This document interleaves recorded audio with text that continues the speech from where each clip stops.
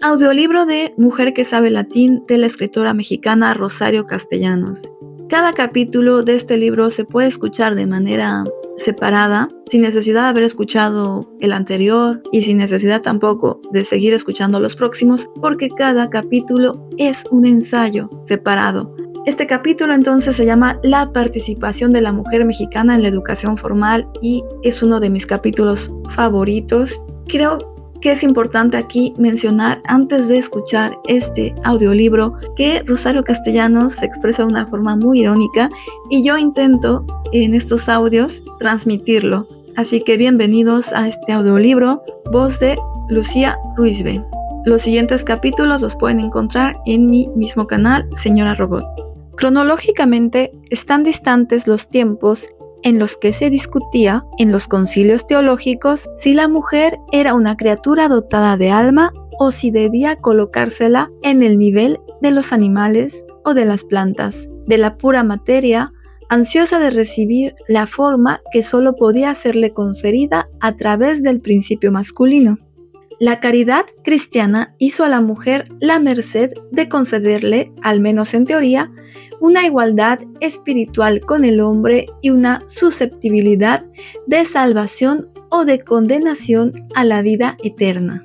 Pero mientras durara la vida transitoria, en este valle de lágrimas, la mujer tendría que estar absolutamente sujeta desde el punto de vista económico, intelectual y social a quien fungía como cabeza de la familia, que no podía ser otro que el padre, el hermano, el esposo, el cuñado, el varón que por su edad, su saber y su gobierno poseyera la autoridad máxima dentro del núcleo familiar.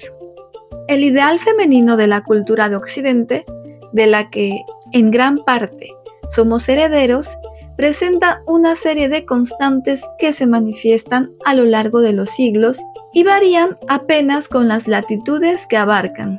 La mujer fuerte, que aparece en las Sagradas Escrituras, lo es por su pureza prenupcial, por su fidelidad al marido, por su devoción a los hijos, por su laboriosidad en la casa, por su cuidado y prudencia para administrar un patrimonio que ella no estaba capacitada para heredar y para poseer. Sus virtudes son la constancia, la lealtad, la paciencia, la castidad, la sumisión, la humildad, el recato, la abnegación, el espíritu de sacrificio, el regir todos sus actos por aquel precepto evangélico de que los últimos serán los primeros. ¿Qué diferencia hay entre esta mujer y la matrona romana? En ambas es también común el rechazo del lujo, de los entretenimientos y devaneos mundanos. Las relaciones ni siquiera amistosas, mucho menos eróticas, con gente del sexo contrario y aún la familiaridad con gente del mismo sexo, salvo cuando existe un lazo de parentesco.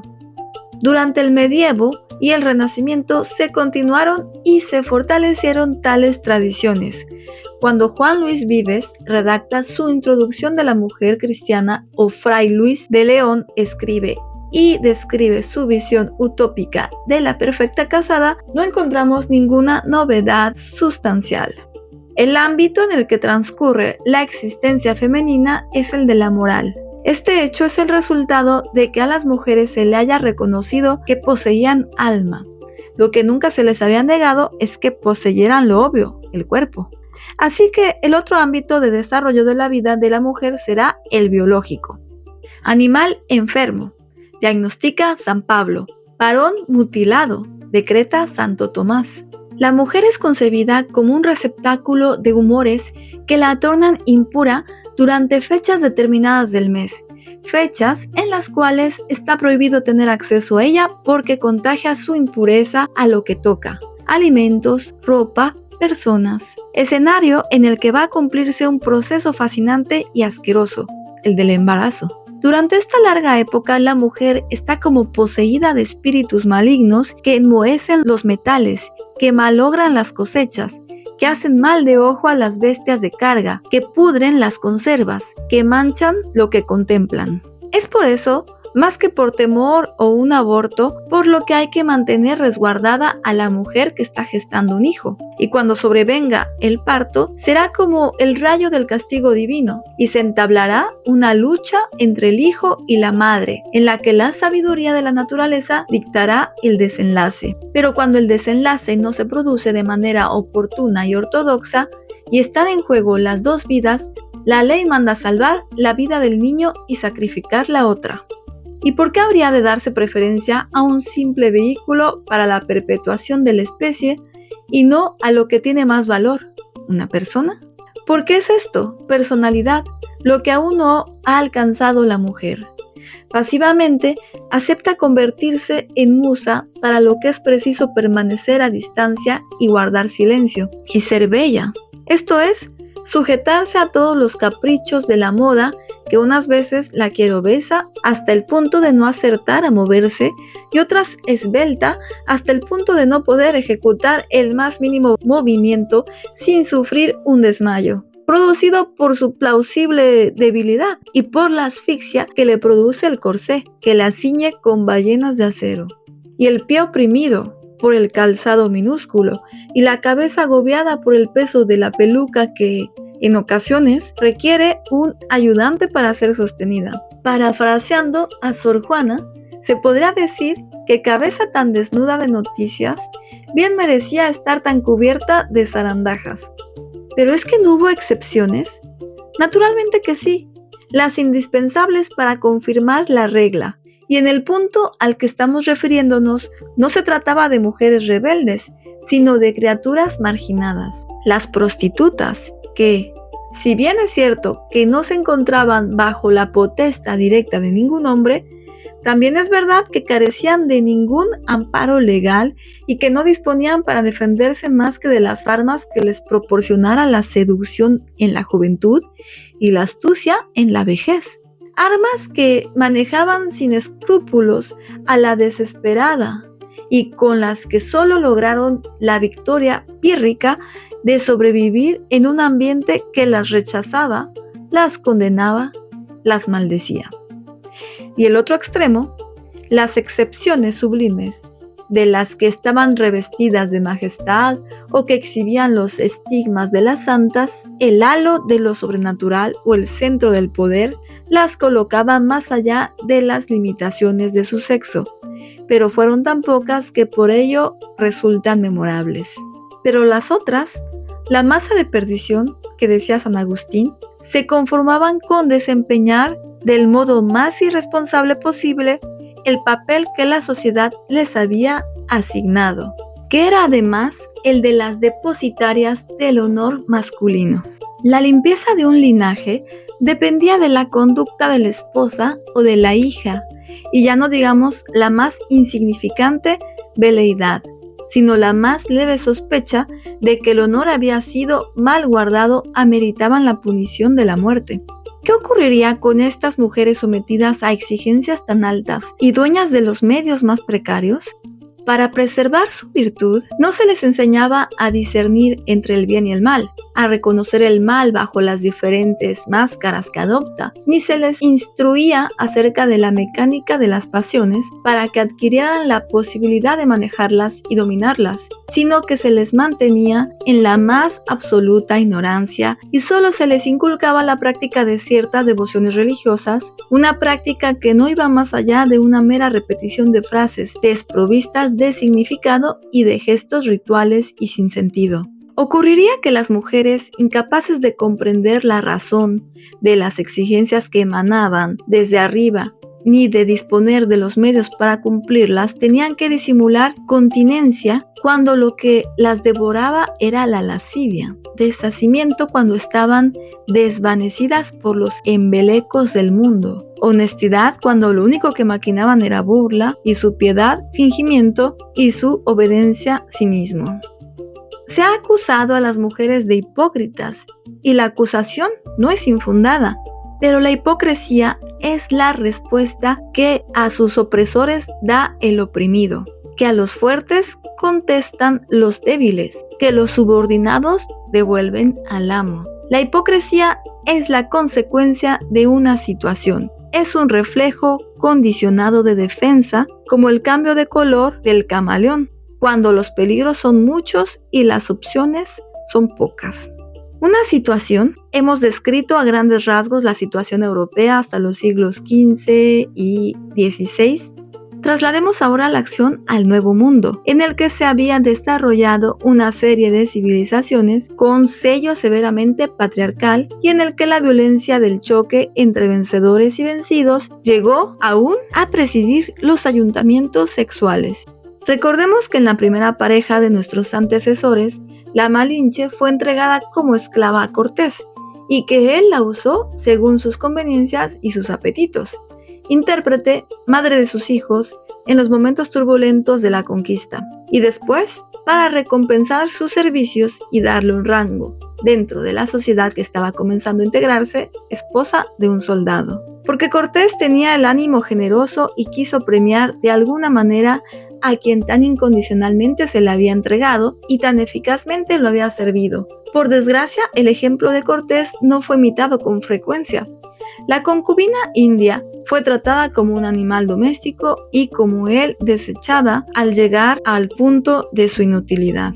En cuanto a los bastardos nacidos de ella, eran criados como siervos de la casa grande, mientras la esposa, venida de más allá de la mar salobre, lograba de los dudosos privilegios de la legitimidad y se iba aclimatando a estas tierras en donde el amo y señor era tan absoluto que llegaba a olvidar las fórmulas de cortesía y las precauciones de trato vigentes en la metrópoli, y ella se veía obligada a descender del pedestal de dama tan laboriosamente construido por las castellanas y los trovadores del siglo XIII para convertirse en la fecunda paridora de quienes habrían de heredar las vastas encomiendas, los apellidos cada vez más largos, los títulos de nobleza, los proyectos que no alcanzaron a cumplirse en los términos de una generación, las ambiciones, los dominios, las riquezas, el poder.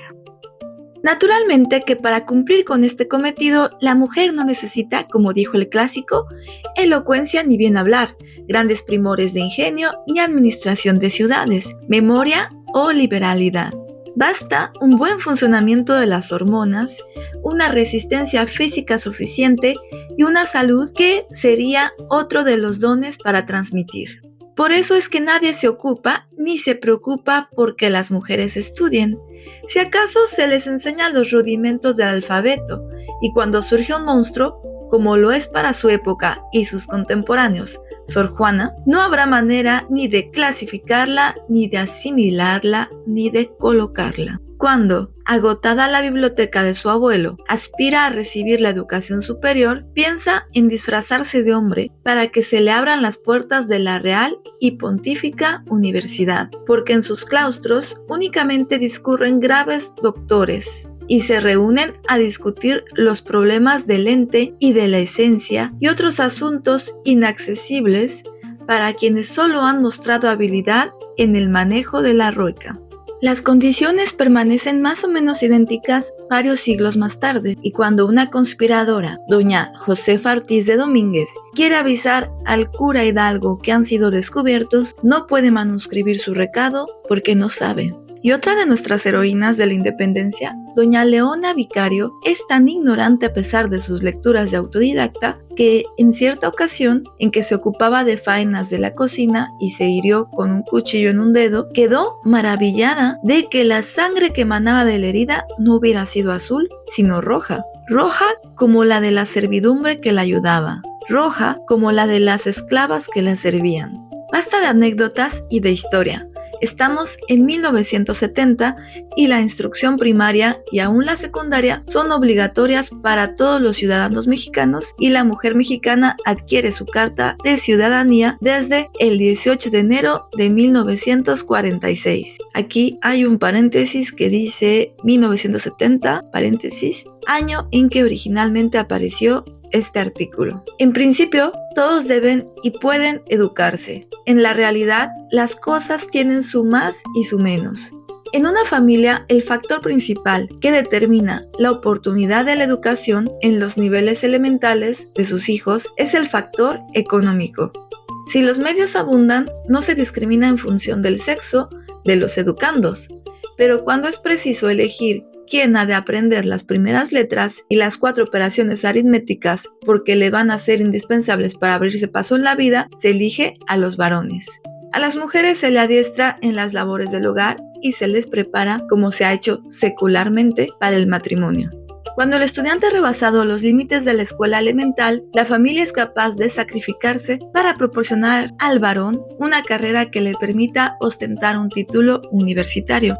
Este sacrificio implica, en muchas ocasiones, que las mujeres quedarán recluidas en su casa esperando la llegada del príncipe azul, o, si se vive en un ambiente en que ya es usual la incorporación femenina a las actividades económicas nacionales, se les inscribe en academias en las cuales se les prepara rápidamente para desempeñar un puesto de secretaría, de contadora pública, de recepcionista, de cultora de belleza, etc. Un puesto que no exige muchos conocimientos y que por lo mismo no se paga con grandes sueldos.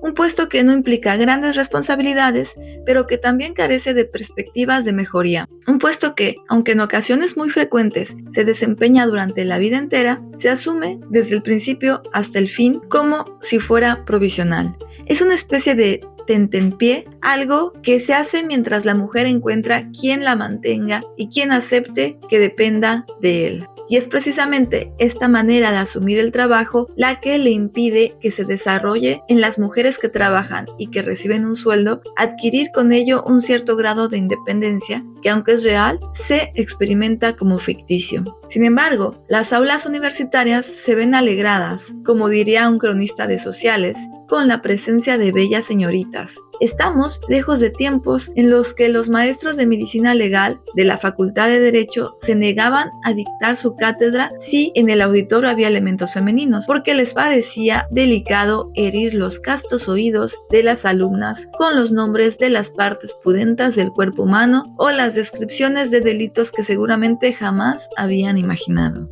Estamos lejos del momento en que Zoraida Pineda Campuzano era la primera y única mujer que asistía a los cursos de filosofía en Mascarones, y esta extravagancia era vista con condescendencia por los profesores y con un poco de burla por sus compañeros, ante quienes ella exhibía siempre un atuendo irreprochable, sombrero y guantes, para no permitirles que olvidaran su calidad de mujer decente a pesar de todo. No, ahora las estadísticas nos señalan que hay 4.500 alumnas en la Escuela de Comercio y Administración de la Universidad Nacional Autónoma de México y en el resto de las instituciones privadas y las escuelas de altos estudios que existen en el país. La cifra es baja si consideramos la totalidad de la población y más aún si la comparamos con la cifra de los alumnos, 31.600. La diferencia numérica entre unas y otros es de un 14%. Una diferencia que nadie se preocupa por abatir porque todavía no se ha desarraigado el prejuicio de que la mujer que estudia es una mala inversión para el Estado, cuando el Estado es el que costea la educación y un despilfarro para la familia. Porque las estudiantes o desertan a la mitad de la carrera traspasadas por las flechas de Cupido o no ejercen la profesión aunque hayan recibido el título que las faculta para ello, porque siguen prefiriendo el mucho más glorioso y todavía, en muchos sentidos, exclusivo de esposa y madre. Aunque desde luego, un título es un pararrayos en caso de divorcio o de viudez. Casos de desgracia, desde luego, por fortuna todavía excepcionales, pero hay otro del que no se habla, el caso del marido que no se da abasto para el sostenimiento del hogar y que se niega a aceptar la ayuda de su compañera porque lo considera humillante. ¿Y a cuenta de qué tiene que trabajar cuando hay un hombre que la respalda? La mujer trabaja y contribuye al sostenimiento de la casa y el marido hace como que no lo nota. Y para que no sufra mengua su autoridad, que es lo que está en juego, el marido exagera sus manifestaciones y se vuelve tiránico y agresivo. Y la mujer, que no ignora que es ella el donador de tal violencia, soporta los malos tratos porque en muchos modos se siente acreedora a ellos. Contemplemos este asunto ya no a la luz de la sagrada institución del matrimonio, sino según el criterio de la empresa que ha contratado a la mujer. ¿En qué actitud se presenta la que aspira a ocupar el puesto que ha visto anunciado en los periódicos? En una actitud furtiva y vergonzante, No aspira a destacar por su eficiencia, sino a pasar inadvertida por su insignificancia. No vaya a ir alguno con el chisme a su familia y se le venga abajo el teatrito. Y en cuanto a espíritu competitivo, va de retro Satanás. Todo hombre es la representación de la figura del padre, venerable siempre, o de la del esposo, digna del mayor respeto. Así que si se encuentran en una oficina el hombre y la mujer en paridad de condiciones y él tiene un despacho más ostentoso o un nombramiento más rimbombante, a ella le parece un fenómeno natural contra el que no hay que rebelarse. Si en la misma paridad de condiciones el hombre percibe una remuneración más elevada, eso es lo normal. Por algo es hombre y tiene a sus cargos una familia que sostener, ¿no? Y si los casos delicados se le confían a él y no a ella, en el fondo del alma la mujer lo agradece. ¿Qué hubiera hecho con tal papa caliente entre las manos? Alterarse, padecer insomnio, volverse irritable, todo lo cual repercute en sus relaciones conyugales y las deteriorará. Y ella, como dicen los versos inmortales del Pate Díaz Mirón, nació como la paloma para el nido, como el bien... o sea, es que no puedo, sigo leyendo. Y como bien lo aleccionó don Melchor Ocampo en su epístola, su misión es la de ser como un bálsamo que cura las heridas que el hombre sufre en su enfrentamiento diario de la vida.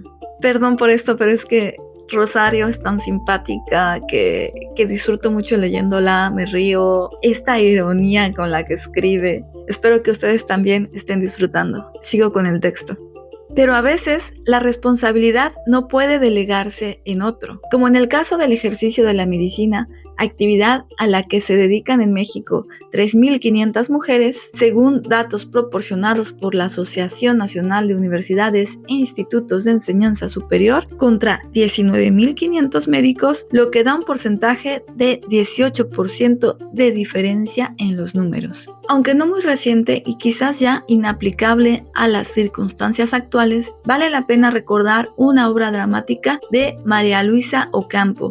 Su título es La Virgen Fuerte y la protagonista es una mujer con un carácter sólido y con una vocación muy firme, cualidades ambas que la hacen vencer todos los obstáculos que se le oponen para lograr sus propósitos de consagrar su vida a la curación de los enfermos. Es una estudiante ejemplar y una profesionista escrupulosa, lo cual le hace merecer la confianza de sus superiores, de sus colegas y de su clientela. Pero, el eterno pero, tiene un alma demasiado sensible en relación con los niños a los que atiende y no puede soportar ver su sufrimiento. El clímax de la obra llega cuando la protagonista tiene que atender a un niño que sufre de dolores incoercibles e incurables. El espectáculo la trastorna de tal modo que, sin encomendarse ni a Dios ni al diablo, y olvidando el juramento de Hipócrates y todas las leyes divinas y humanas, aplica al doliente la eutanasia, lo que no solo destruye su vida profesional, sino también su existencia como persona, porque los remordimientos la sobrepasan. Claro que se trata de una ficción y de que cualquier semejanza con sucesos y personas reales es pura coincidencia, pero no deja de ser digno de ser observado un hecho, el conflicto latente o actual entre la potencia intelectiva y las potencias afectivas de la mujer.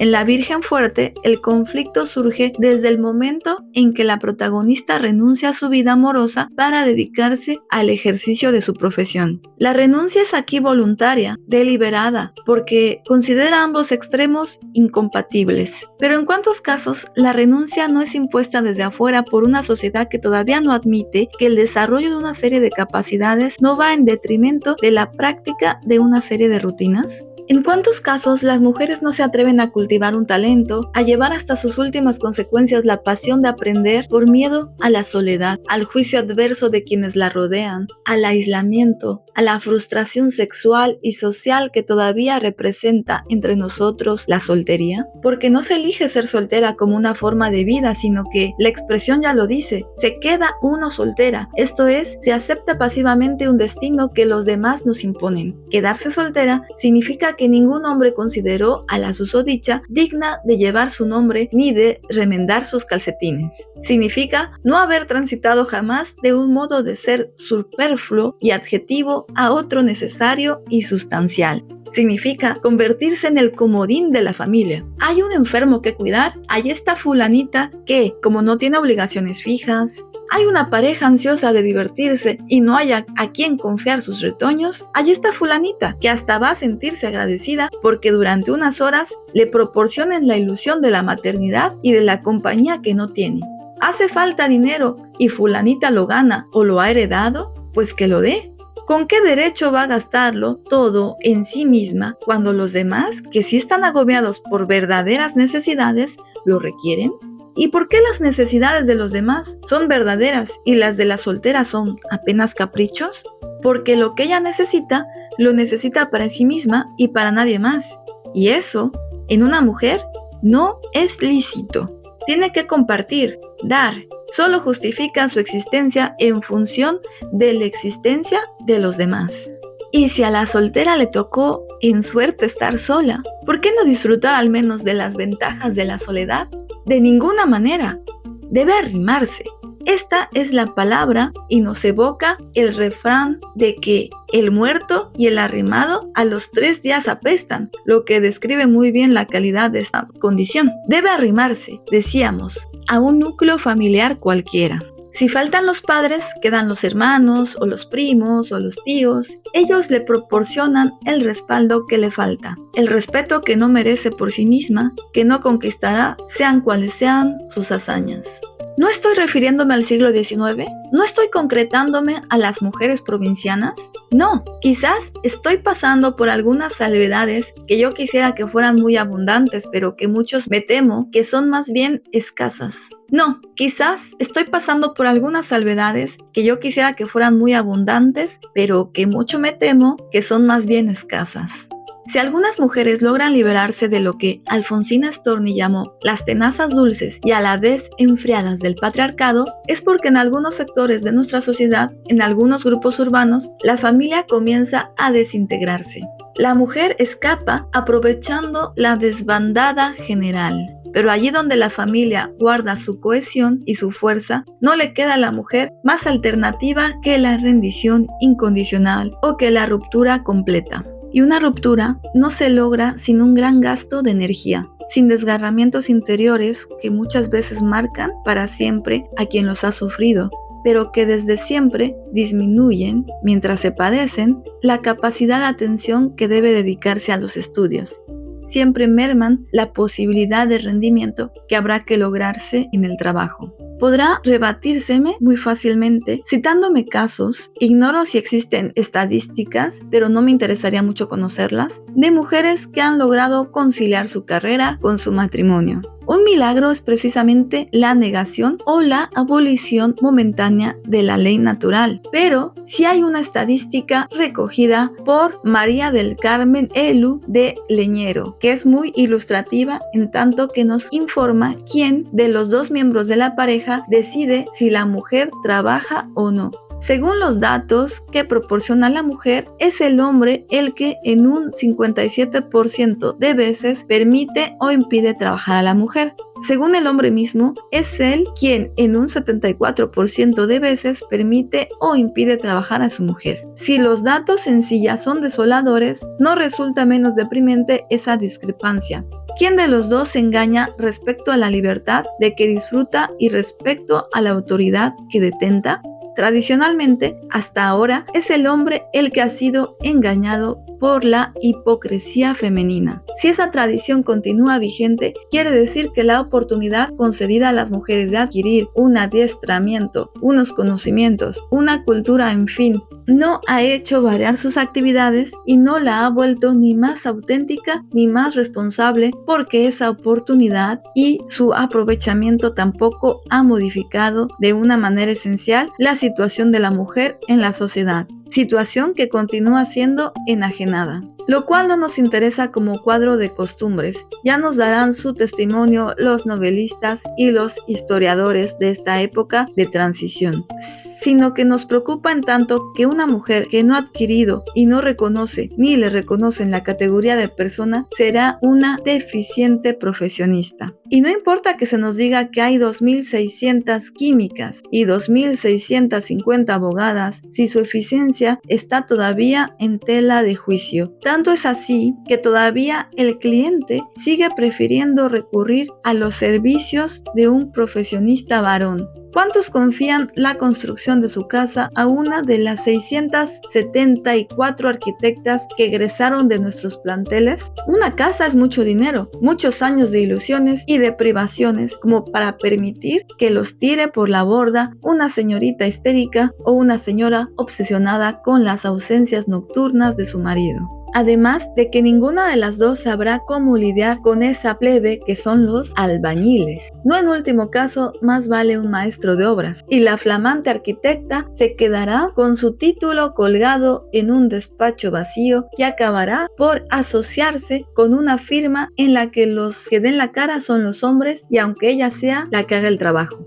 Pero estoy mintiendo, podría arguirme cualquiera de ustedes. ¿Por qué no cito los nombres también reconocidos y famosos de Ruth Rivera, de Ángela Alessio Robles, de María Lavalle Urbina? No porque no los conozca, ni porque no los admire, sino porque son casos aislados, aunque añadamos el de Ifigenia Navarrete y el de Ana María Flores. Cada una en su campo muestra, como el caso de Benito Juárez, un indio que llegó a escalar la más alta cumbre en el mundo de la política y a ocupar la presidencia de la República y a ser paradigma de patriotas y espejo de gobernantes, muestra, decíamos, la posibilidad, pero no la costumbre establecida. La golondrina, no el verano. Nos movemos en un círculo vicioso. Me figuro que muchas mujeres profesionistas se preguntarán a la hora del balance si habrá valido la pena afrontar tantas hostilidades, correr tantos riesgos, soportar tantas humillaciones para recoger tan exigua cosecha. Y la cosecha no aumentará mientras no aumente el prestigio de quien desempeña muy bien su oficio. Y el prestigio será una resultante de la eficacia. Y la eficacia depende en mucho del equilibrio interior, un equilibrio interior que todo conspira a destruir. Y sin embargo, hay que hacer algo por romper ese círculo. Lo más urgente es explorar la magnitud y la profundidad del problema. ¿Qué es lo que fundamentalmente impulsa a una mujer en México a salirse del molde tradicional y a buscar en la educación una vía para realizarse? ¿Hasta qué punto logra, por medio de la educación, la independencia económica? ¿Hasta qué punto acepta esa independencia como una conquista o la soporta como una culpa? ¿Hasta qué punto la independencia económica encuentra un correlato en la responsabilidad moral y en la autonomía social? Una mujer preparada, como se dice, una mujer que aporta su ayuda para el sostenimiento del hogar paterno o conyugal, ¿recibe un trato semejante o distinto al de una mujer parasitaria? Si el trato es semejante, ¿cómo recibe esa injusticia? Si el trato es distinto, ¿es mejor o peor? Si el trato es peor, ¿lo acepta sin protestar? Si lo acepta sin protestar, ¿por qué? Si no lo acepta, ¿a qué se expone? El cuestionario podría ser formulado con mucho más rigor y por lo tanto con mucho más fruto por un especialista en estas cuestiones. Yo solo me guío por la intuición estética, por la observación de lo que ocurre en torno mío y por algunas experiencias en cabezas ajenas y en la propia. Nada más. El cuestionario sería un primer paso dado en la dirección conveniente. Hasta ahora, el grupo, demasiado reducido aún de mujeres que complementaron su ciclo de educación superior, tiende a situarse en el lugar donde nació Sor Juana, Nepantla, la tierra de en medio, el lugar de la falta de ubicación. Hasta ahora ese grupo, demasiado reducido aún, tiende a considerarse como integrado por criaturas mutantes, criaturas que atraviesan ese momento de transición en que tienen todas las desventajas de lo que se ha abandonado y no se alcanza aún la posesión plena de las ventajas de aquello a lo que se ha tendido. ¿No contribuiría a acelerar el tránsito, a disminuir el dolor, el tener una clara y exacta conciencia de cómo está ocurriendo lo que está ocurriendo? Vivir con lucidez lo que ahora únicamente se experimenta como malestar implicaría un cambio radical de actitud interna que se reflejaría inmediatamente en la conducta exterior. y difundir esta conciencia por todos los medios a nuestro alcance. Los hombres no son nuestros enemigos naturales. Nuestros padres no son nuestros carcelarios natos. Si se muestran accesibles al diálogo, tenemos abundancia y variedad de razonamientos. Tienen que comprender, porque lo habrán sentido en carne propia, que nada esclaviza tanto como esclavizar, que nada produce una degradación mayor en uno mismo que la degradación que se pretende infligir a otro, y que si se le da a la mujer el rango de persona que hasta ahora se le niega o se le escamotea, se enriquece y se vuelve más sólida la personalidad del donante. Pero aún queda el rabo por desarrollar, lo más inerte, lo más inhumano, lo que se erige como depositario de valores eternos e invariables, lo sacralizado, las costumbres. La costumbre de una relación sadomasoquista entre el hombre y la mujer en cualquier contacto que establezcan, la costumbre de que el hombre tenga que ser muy macho y la mujer muy abnegada. La complicidad entre el verdugo y la víctima, tan vieja que es imposible distinguir quién es quién. Ante esto, yo sugeriría una campaña: no arremeter contra las costumbres con la espada flamígera de la indignación, ni con el trémolo lamentable del llanto, sino poner en evidencia lo que tienen de ridículas, de obsoletas, de cursis y de imbéciles. Les aseguro que tenemos un material inagotable para la risa. Y necesitamos tanto reír porque la risa es la forma más inmediata de la liberación de lo que nos oprime, del distanciamiento de lo que nos aprisiona. Quitémosle, por ejemplo, la aureola al padre severo e intransigente y el pedestal a la madre dulce y tímida que se ofrece cada mañana para la ceremonia de la degollación propiciatoria. Los dos son personajes de una comedia ya irrepresentable y además han olvidado sus diálogos y los sustituyen por parlamentos sin sentido. Sus actitudes son absurdas porque el contexto en que surgieron se ha transformado y la gesticulación se produce en el vacío. Quitémosle, por ejemplo, al novio formal ese aroma apetitoso que los circunda. Se evalúa muy alto y se vende muy caro. Su precio es la nulificación de su pareja y quiere esa nulificación porque él es una nulidad. Y dos nulidades juntas suman exactamente 0 y procrean una serie interminable de ceros. Quitémosle al vestido blanco y a la corona de azares ese nimbo glorioso que los circunda. Son símbolos de algo muy tangible y que deberíamos de conocer muy bien, puesto que tiene su alojamiento en nuestro cuerpo, la virginidad. ¿Por qué la preservamos y cómo? ¿Interviene en ello una elección libre o es solo para seguir la corriente de opinión? Tengamos el valor de decir que somos vírgenes porque se nos da la real gana, porque así nos conviene para fines ulteriores o porque no hemos encontrado la manera de dejar de serlo, o que no lo somos porque así lo decidimos y contamos con una colaboración adecuada.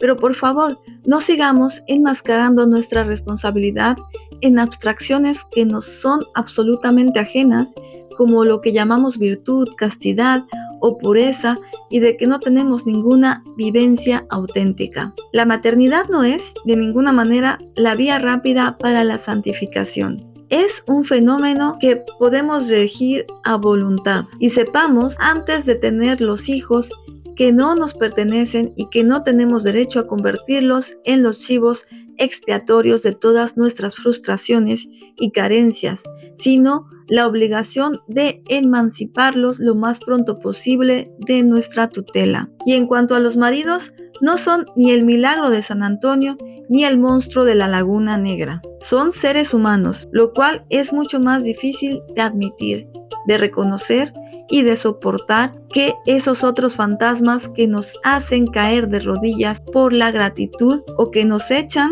a temblar por el miedo. Seres humanos a quienes nuestra inferioridad les perjudica tanto o más que a nosotras, para quienes nuestra ignorancia o irresponsabilidad es un lastre que los hunde, y que para escapar de una condición que no aguantan y que no modifican porque no la entienden, se dan, como lo proclaman nuestras más populares canciones, a la bebida y a la perdición, cuando no desaparecen del mapa. Pero basta de color local. Quedamos en un punto: formar conciencia, despertar el espíritu crítico, difundirlo, contagiarlo, no aceptar ningún dogma, sino hasta ver si es capaz de resistir un buen chiste. Por lo demás, estamos apostando sobre seguro. De nada vale aferrarse a las tablas de un navío que naufragó hace muchos años. El nuevo mundo en el que hemos de habitar y que legaremos a las generaciones que nos sucedan exigirá el esfuerzo y la colaboración de todos. Y entre esos todos está la mujer, que posee una potencialidad de energía para el trabajo con la que ya cuentan los sociólogos, que saben lo que traen entre manos y que planifican nuestro desarrollo, y a quienes, naturalmente, no vamos a hacer quedar mal. Este es el fin de este segundo capítulo de Mujer que sabe latín, que se llama La participación de la mujer mexicana en la educación formal. El primer capítulo, La mujer y su imagen, pueden encontrarlo también en este canal, Señora Robot. El siguiente capítulo, en mi próximo video, se llama La mujer ante el espejo, 5 autobiografías. Espero que este video les haya gustado. Por favor, sígueme motivando a seguir subiendo estos capítulos. Suscríbete a mi canal, dame un like, déjame tus comentarios para que yo sepa que esto está sirviendo y está siendo escuchado, y pues así yo siga motivándome para seguir subiéndolos. Muchas gracias por haberte quedado hasta el final. Yo soy Ana Lucía y este es mi canal, Señora Robot. Nos vemos en la próxima.